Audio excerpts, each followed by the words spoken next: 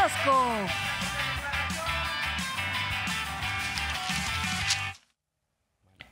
A propósito de los que están viendo un video, ¿recuerdas cuando se enfermó por segunda ocasión de COVID-19 y ya después de varios días sacó el presidente un video, incluso camina, ¿no?, en Palacio Nacional y muestra? Fue la primera vez. Fue la primera vez, ¿verdad? Después de varios días. Da esta muestra Sí. de fortaleza y dice, bueno, pues ya la estoy librando, ahí Sí. la llevo y por ahí algunos empezaban a especular de algo tiene en el corazón, ¿no? Y era el traje que estaba un poquito arrugado y algunos decían, no, es que tiene un aparato especial porque anda muy grave todavía. Mucha especulación siempre se genera en torno al presidente y de pronto es un hombre muy fuerte con todo y las enfermedades que ha tenido.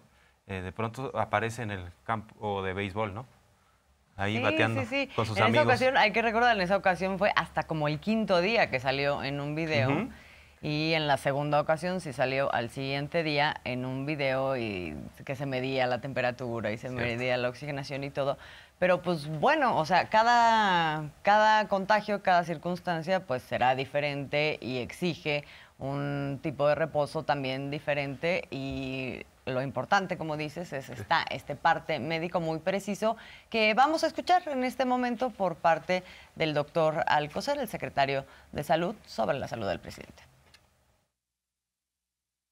El estado de salud del señor presidente es bueno. La infección por el virus SARS-CoV-2 se confirmó en unas horas después de su inicio de sintomatología, como ustedes saben. De acuerdo al comportamiento de este virus al cabo de 3 años de su actividad, durante la cual tomó varios caminos de infección este virus, el cuadro clínico de las afecciones actuales es leve, con síntomas de inflamación de las vías respiratorias altas, es decir, del tracto respiratorio de la nariz, de la garganta, y desde luego con fiebre y cansancio. Esta sintomatología es la misma que el señor presidente ha tenido. Con la toma de paracetamol, de líquidos, descanso, ha mejorado. Ustedes conocen que el señor presidente tiene el antecedente de haber sufrido un infarto al corazón. La evaluación actual en este tema es de normalidad. De hecho, hasta su función de la tensión arterial se ha controlado más hacia la baja, pero es porque no está haciendo acciones con toda la población que son una acción dinámica que elevan tanto la presión arterial. Por lo tanto, también la tensión arterial está controlada y en buena situación. Preciso con ustedes que el resto de sus estudios que se han realizado, incluyendo un examen minucioso del tórax, están normales. Por ello, en unos días será dado de alta y esto es lo que quería yo informarles y transmitirles de la salud del señor presidente, que en esencia lo que requiere es descanso. Oye, y hoy escribe la senadora panista Lili Telles que López Obrador tiene acceso a los medicamentos que ha negado a la población. Paracetamol, me imagino. No, hombre, o sea, qué medicamento tan sofisticado. Y claro que ya cayeron en el ridículo con las teorías de la conspiración. Y ahora están viendo por dónde pegarle al presidente. O sea, no lo dejan en paz ni en una situación de salud, porque una cosa es ser adversario y otra cosa es ser enemigo y desearle al prójimo que le vaya mal y en su caso su destrucción. Y entonces pues estamos navegando en medio de esto y el propio secretario de Gobernación, Adán Augusto López, ha sido muy puntual en estas mañaneras diciendo en cualquier momento el presidente va a dar más información y en todo caso yo creo que en los próximos días va a reaparecer en las mañaneras. A lo mejor ya ni va a ser necesario que saque un video sobre su estado de salud y ya reaparecerá jueves o viernes de acuerdo a esta evolución. Pero sí continúan con la matraca, ¿no? Los adversarios diciendo o sugiriendo o sembrando la duda sobre la fortaleza del presidente. Además, bajo esta idea de que si López Obrador tuviera algo grave, se va a acabar ya la 4T, ¿no? Como si esto dependiera del esfuerzo de un solo hombre. no se dan cuenta que son millones de mexicanos los que optaron por un cambio verdadero desde tiempo atrás, ¿no? Sí, pero con la notable intención de generar inestabilidad, susto, ¿no? O sea, una situación incierta, políticamente hablando, en el país y, como dices, pues parecería que tiene que ser a la carta, ¿no? O sea, ustedes díganme qué necesitan y yo se los voy dando. Y entonces, a partir de eso, hoy en la conferencia matutina incluso hubo preguntas en ese sentido, ¿no? O sea, no importa lo que diga el doctor Alcocer, no importa lo que nos esté reportando, sigue habiendo en el ambiente la duda de que hay algo más que está mal con el presidente. Entonces, pues, ¿qué es lo que tiene, no? Un poco afirmando que casi se está mintiendo en ese momento en la conferencia matutina. Y, pues, incluso hubo un poco de molestia, ¿no? Por parte del secretario de Gobernación, Adán Augusto López, que da esta respuesta que usted va a escuchar a propósito de ese planteamiento desde ese lugar. Le recetó hasta la Biblia, ¿no? Adán Augusto. Vamos a escuchar. Pues ya nos presentó hace una hora el diagnóstico sobre el estado de salud del presidente. Desde luego hay voces que se nutren de la desinformación, no hay nada que ocultar, hemos dicho desde el primer momento cuál es la situación. El doctor Alcocer detalló incluso el medicamento. Entiendo que una vez que resulte negativo el análisis, pues ya estará presente. Los médicos sugirieron que por precaución acortara un poco la duración de la última reunión, pues eso obligaba a aislarse para evitar contagios a quienes estuviesen conviviendo con él. Bueno, fue la reportera de Reforma la que estuvo diciéndole al secretario, pero ¿por qué no hay una prueba de vida? ¿Por qué no hay un video? ¿Por qué no hay una imagen? Y sigue habiendo mucha especulación. Bueno, el Templo Mayor hoy en Reforma también continúan con lo mismo, diciendo, ay, pues es la posibilidad todavía abierta de que le haya dado un infarto, o sea, tratando de generar desinformación, pero ya también están muy vistos, ¿no? Ya están muy fildeados. Yo creo que ahora ya la gente tiene una información suficiente como para reconocer que al presidente no le dio nada grave. Además, no hay siquiera un video, una imagen de el supuesto desvanecimiento, el supuesto traslado de emergencia. Entonces, si lo tuvieran, ya lo hubieran exhibido, porque eso es oro molido para los opositores, ¿no? No hay ni siquiera información verificable sobre esta especulación que desde el inicio hicieron el domingo y que ayer siguen siendo tendencia en redes sociales, y hoy en la mañana también, pues, esta pregunta desde la reportera de Reforma, y traía otras preguntas a propósito del pulso de la salud, y que estuvo ahí el director del IMSS, Zoé Robledo. Pues trae en primera plana hoy el Reforma estas 8 columnas en donde dicen: admiten 45 millones de recetas sin surtir. Evidentemente el sector salud o el IMSS, ¿no? Se está refiriendo. Y se confirman cifras oficiales hasta 9% de negativas en 2021. Pues fíjate que yo creo que es afortunado que estuvo ahí justamente la reportera de Reforma para tener la respuesta directa por parte de Zoé Robledo del IMSS a esta nota y a este manejo de la información que plantea Zoé Robledo, pues que es distorsionado por parte del Reforma. Vamos a escuchar. El año pasado se surtieron 224 millones de recetas.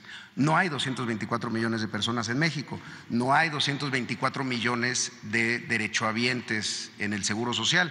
Y es más, de los derechohabientes del IMSS, no todos necesitan un medicamento. Ese es el primer tema. Usted acaba de decir algo que es falso. 10 millones de personas. Bueno, pero es importante corregir porque es también su responsabilidad dar la información como es. Entonces, no son 10 millones de personas. Hay muchas personas que reciben una receta con diferentes medicamentos y dentro de esos medicamentos puede haber alguno que cuando se reporta que no está surtida porque se surtieron 2 de 3 medicamentos, pero no lo contamos como receta surtida. Entonces no necesariamente significa que la persona se fue a su casa sin los medicamentos que necesita. Pues tendría que ser el 4% de los 224 millones. Pero no significa que esa persona, lo quiero reiterar, no significa que esa persona, cuando se hizo el reporte de una receta no surtida, se haya ido a su casa sin ningún medicamento, primero. Segundo, no significa que en el tiempo no se le haya surtido después. Y es que se puede mentir con los datos. Claro. La reportera de Reforma sugirió en su pregunta que 10 millones de mexicanos y mexicanas no tuvieron acceso a su receta, lo cual es una mentira absoluta, una mentira contumaz, y por eso el director del IMSS hace la aclaración pertinente. No quiere decir que 10 millones de mexicanos no tuvieran su receta, sino quizá les falló un medicamento y además estamos hablando de 10 millones de recetas, no de personas. A una persona le pueden hacer 3 o 4 o 5 recetas a lo largo del año, ¿no? Entonces el universo de habitantes que habrían tenido problemas es mucho menor, pero también hay que subrayar, si a uno lo recetan con 5 o 6 medicamentos y no obtiene uno, se marca como una receta no completa, pero se va solucionando en el camino. Esa es la otra parte importante, ¿no? O sea, no nada más es el tema de los números y de que estamos hablando de recetas, no de personas, sino de que cuando se enfrenta a una situación como esta, lo que explica hoy el director es, pues se van encontrando las soluciones entre distintas instituciones, entre distintas clínicas del IMSS Bienestar, o se recetan después, pero esto ya no se registra y esto desde luego no se da la tarea, el Reforma, de investigarlo, ni tiene el interés tampoco de reportarlo, al parecer, ¿no? Y bueno, a propósito de esto, pues justamente estuvo dando una explicación como muy puntual de lo que es el nuevo modelo de abasto de medicamentos en el IMSS, bajo el modelo IMSS Bienestar Zoe Robledo. Y aquí pues hay varios ejes, ¿no? Era un modelo, antes del IMSS Bienestar, era un modelo muy inflexible, en donde se mandaba una cantidad de medicamentos siempre, independientemente de que estos fueran consumidos o no, luego se quedaban en los almacenes, luego no llegaban a los pacientes, etcétera. Entonces, lo que se hizo fue un modelo en donde se hacen mejores diagnósticos, pero además se flexibiliza este tema del abasto de medicamentos, que efectivamente está basado en las compras consolidadas. ¿Cuáles son los ejes? Hay consumos promedios mensuales, o sea, se diagnostica cuál es el consumo promedio mensual desde el lugar, es decir, desde la clínica del IMSS Bienestar. No se hace de manera centralizada para todo el país, sino en función de las necesidades de cada lugar. Esto para estimar la demanda con más exactitud. Se hacen las compras consolidadas con contratos abiertos, es decir, a partir de que sean las propias clínicas las que después del contrato puedan estar diciéndole a las farmacéuticas o a los laboratorios que les entreguen lo que se necesita cuando pide el hospital. No se esperan además hasta que se quede en ceros el stock. Se dan, ya decía yo, los contratos desde cada estado, y el sistema de abasto institucional permite conocer cuántas recetas se surten y cuánto medicamento hay, y esto ha tenido pues ciertos resultados que hoy también son reportados por Zoe Robledo. Vamos a ver los ejemplos. Sí, que da. rápidamente, Sí. se garantiza el mejor precio, o sea, ya no son a los mismos distribuidores que estaban monopolizando al mercado, a los mercenarios de la salud. O sea, ya se compran estos medicamentos a quien dé el mejor precio, e incluso cuando no hay en México, se va al extranjero. O sea, ya es un modelo mucho más abierto. Antes eran 10, lo ha marcado el presidente Así López es. Obrador, que tenían un negocio anual de más de 100,000 millones de pesos. Y claro que generaron una oleada después de que se les quitó ese negocio criminal, porque en ocasiones no surtían las recetas, los medicamentos eran clonados, había una serie de problemas, y verdaderamente entramos a un esquema de competencia, de bienestar a la población, que tienes el medicamento real, y en su caso, pues estamos hablando de que hay un precio mucho más justo, ¿no? Así es. Cambiaron las cosas en este modelo, y algunos siguen persistiendo en esta narrativa, incidiendo en ciertos medios de comunicación, diciendo no hay recetas, falta tal medicamento, está en riesgo la salud por tal o cual razón, ¿no? O sea, pero en el fondo es que cambió el modelo y es un modelo que nos beneficia a todos, ¿no? Cambió el modelo y ese modelo, pues, como dices, afecta intereses y que son intereses con los que están ligados algunos medios de comunicación, que eso es algo de lo que, no sé si usted recuerde, nos explicó en algún momento también el doctor Hugo López-Gatell, y aquí, pues, en esta portada y frecuentemente lo que vemos es, pues, la expresión de ese conjunto de intereses afectados y que entonces arman estas narrativas. Eso no quiere decir que no existan cosas que se tengan que resolver, que se están resolviendo, dicho sea de paso, y de que no nos encontremos en un proceso que también es paulatino, ¿no? Y no es para que uno diga no se presenta ninguna incidencia, ¿no? En términos de desabasto, pero otra cosa es decir que el modelo no funciona o que el modelo anterior era mejor para la población, todo lo contrario, lo que provocaba era justamente estos monopolios que lo que generaban era que la población y el sistema de salud en su conjunto pues estuviera sujeto a estos intereses. Entonces, ahora sí vamos a ver parte de lo que son los ejemplos que dio esta mañana Zoe Robledo sobre los resultados de este nuevo modelo.